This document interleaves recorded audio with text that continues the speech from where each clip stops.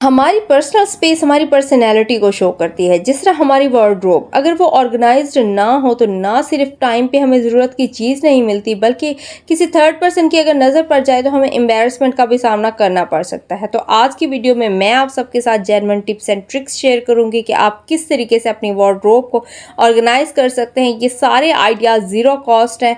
सबसे पहले हमारे पास आ जाते हैं पोलो शर्ट्स और टी शर्ट्स। अगर हम इनको बड़े हैंगर्स में हैंग करें तो ये बार बार स्लिप होती रहती हैं और स्पेस भी ज़्यादा लेती हैं। तो इसके लिए हमने क्या करना है, बेबी हैंगर्स यूज़ करने हैं, या जो ड्राई क्लीनर्स के पास चीप हैंगर्स होते हैं स्टील के, हम वो यूज़ कर सकते हैं। इस तरीके से ये स्लिप भी नहीं होंगे और ये एक ज़ीरो कॉस्ट आइडिया है। हैंगर्स की भी डिफरेंट टाइप्स होते हैं। जिस तरह ये हैंगर, इसमें जिगजैग लाइंस बनी हुई होती हैं। तो जो हमारे वी नेक कुर्ता है या फिर जिन कुर्ता के नेक लॉन्ग होती है तो वो हम इसके अंदर हैंग कर सकते हैं। इस तरीके से स्लिप भी नहीं होंगे और साथ इनके ऊपर एक लूप भी बना हुआ होता है जिसके अंदर हम अपने शेफॉन के दुपट्टे हैंग कर सकते हैं। उसके बाद जी आ जाते हैं हमारे पास डिफरेंट टाइप्स की बास्केट्स। आपने हमेशा कोशिश करनी है कि जो आप वार्डरोब में बास्केट्स यूज़ करें वो अपने रेक्टेंगुलर बास्केट, जो बॉक्स शेप की बास्केट्स होती हैं वो यूज़ करें, क्योंकि जो सर्कुलर बास्केट्स होती हैं वो स्पेस भी ज़्यादा लेती है और उनके अंदर हम ज़्यादा चीज़ें स्टोर भी नहीं कर सकते। लेकिन ये जो रेक्टेंगुलर बास्केट्स होती हैं स्पेस भी कम लेती है और इनके अंदर हम ज़्यादा से ज़्यादा चीज़ें स्टोर कर सकते हैं। उसके बाद आ जाते हैं बच्चों की छोटी छोटी एक्सेसरीज। जिस तरीके से ये पैकेजिंग में आती है, तो अगर हम इन्हें पैकेजिंग के साथ स्टोर करें ना तो ये बहुत ही ज़्यादा स्पेस लेंगी। तो एक छोटे से बास्केट के अंदर हम सारी पिन्स हैं, पोनियाँ हैं, वो सारी निकाल के इसको एक डेजिग्नेटेड स्पेस दे देंगे। अच्छा, मोस्टली हमारे पास क्या होता है, बच्चों के जो फैंसी ड्रेसेस होते हैं उनके साथ चेन्स आ जाते हैं या ब्रूचेस आ जाते हैं। अगर हम उनको इस तरीके से हैंग कर दें तो वो बाकी कपड़ों के साथ स्ट्रक होते रहते हैं। तो मैंने क्या किया, एक शॉपर लिया और उसके अंदर उसको हैंग करके उसी हैंगर के साथ मैंने अटैच कर दिया ताकि ये गुम भी ना हो और मुझे टाइम पर भी मिल जाए। अच्छा, जिस तरीके से ये कंटेनर्स हैं, हम मोस्टली टाइम नहीं निकालते, उनके अंदर जितनी भी वेस्ट या फालतू चीज़ें होती है वो भी पड़ी रह जाती हैं। तो वो भी टाइम टू टाइम हमें डीक्लटर करते रहना चाहिए।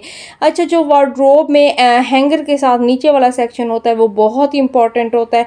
उसमें हम अपनी इंपॉर्टेंट चीज़ें स्टोर कर सकते हैं, जिस तरह हमारी ज्वेलरी हो सकती है, पैसे हो सकते हैं।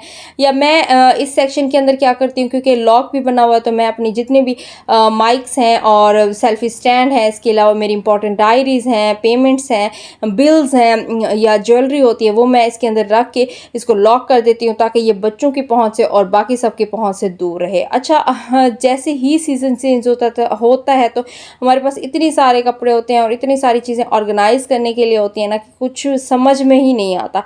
तो इसका बेस्ट सोल्यूशन ये है कि बजाय इसके कि हम हर चीज़ को नीटली ऑर्गेनाइज करते रहें, हम सेमी ऑर्गेनाइज करके रख सकते हैं। सेमी ऑर्गेनाइज का मतलब ये है कि जैसे हर बंदे के कपड़े हैं तो मैं उनकी डेजिग्नेटेड जो स्पेस है, उनकी जो वार्डरोब है, उनके अंदर फोल्ड करके रखती जाती हूँ। फिर बाद में मुझे जैसे टाइम मिलता है तो मैं इनको प्रेस भी करती रहती हूँ।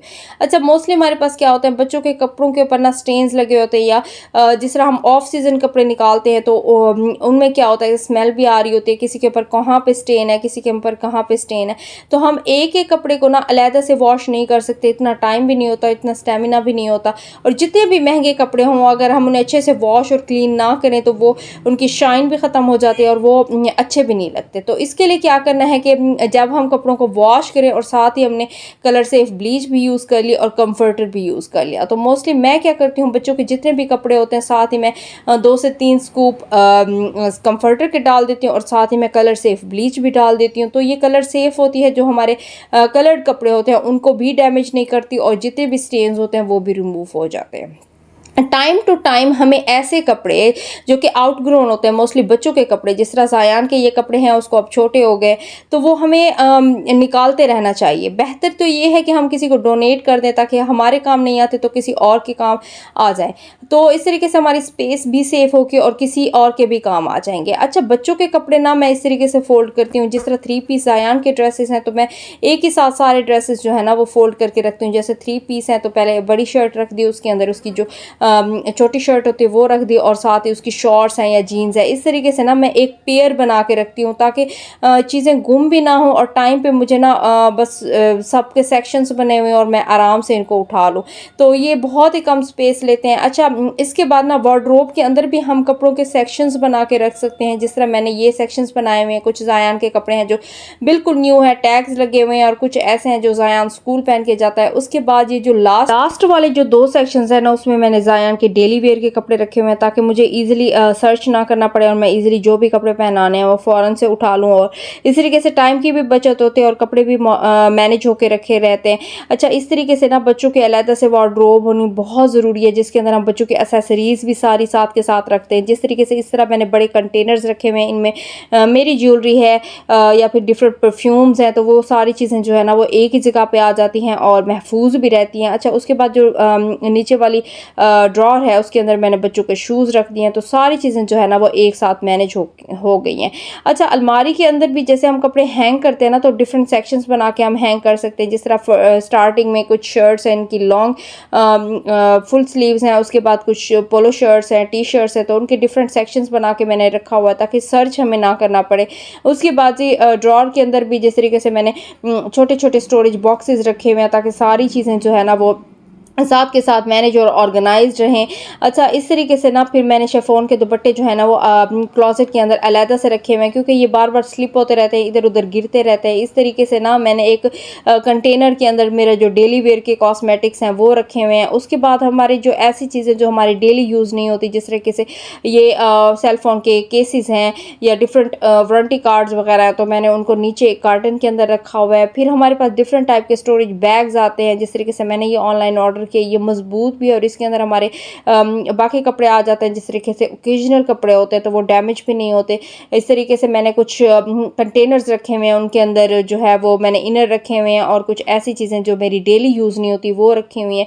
अच्छा, हमेशा ना अपना एक असूल बना लें, जब भी कोई न्यू ड्रेस लेनी है ना तो एक ड्रेस लाजमी निकालें जो हम किसी को डोनेट कर सके, ताकि किसी और का भी फ़ायदा हो सके। मोस्टली हमारे पास कुछ ऐसे ड्रेसेस होते हैं जिनको हम बस स्टोर ही करते रहते हैं, लेकिन कभी हम उनको यूज़ नहीं करते, तो बेहतर ये है कि हम उसको किसी और को दे दें। जितने भी स्टोरेज बॉक्सेस या कंटेनर्स हम लेते हैं वो वन टाइम इन्वेस्टमेंट होते हैं, लेकिन वो थ्रू आउट चलते हैं और हमारे लिए बहुत बेनिफिशियल होते हैं। जिस तरीके से मैंने यहाँ पे अपनी सारी ज्वेलरी जो है वो अलहदा से कंटेनर के अंदर रखी हुई है, और जो परफ्यूम्स है ओकेशनल यूज़ होते हैं उनको मैंने डिफरेंट सेपरेट करके रखा हुआ है। इस तरीके से बच्चों के पहुंच से भी दूर रहते हैं और सिक्योर भी रहते हैं, स्पेस भी कम लेते हैं। उसके बाद जी हमारे पास आ जाते हैं शॉपिंग बैग्स। ब्रांड के जो शॉपिंग बैग्स होते हैं वो एक बेस्ट ऑप्शन है अगर हमने बच्चों के फैंसी कपड़े स्टोर करने हैं। अगर हम इसी तरीके से कपड़े हैंग कर दें तो वो इधर उधर बाकी कपड़ों के साथ स्टक होते रहते हैं, डैमेज होते रहते हैं। तो मैंने क्या किया, ब्रांड के जितने भी ड्रेसेस हैं ना वो उनको इस तरीके से शॉपिंग बैग्स के अंदर हैंग कर दिया है। उसके बाद ये बच्चों के जितने भी बाहर पहनने के कपड़े होते हैं या ओकेजन्स पे पहनने के कपड़े होते हैं उसको इस तरीके से बेबी हैंगर्स के अंदर हैंग करके प्रेस करके मैंने हैंग कर दिया। इसका बेनिफिट ये होता है कि जब भी बच्चों ने कहीं बाहर जाना होता है तो हमें ये टेंशन नहीं होती कि हमने कपड़े प्रेस करने हैं। सारे कपड़े प्रेस करके हैंग किए हुए होते हैं, हम फ़ौरन से निकाल के बच्चों को पहना सकते हैं।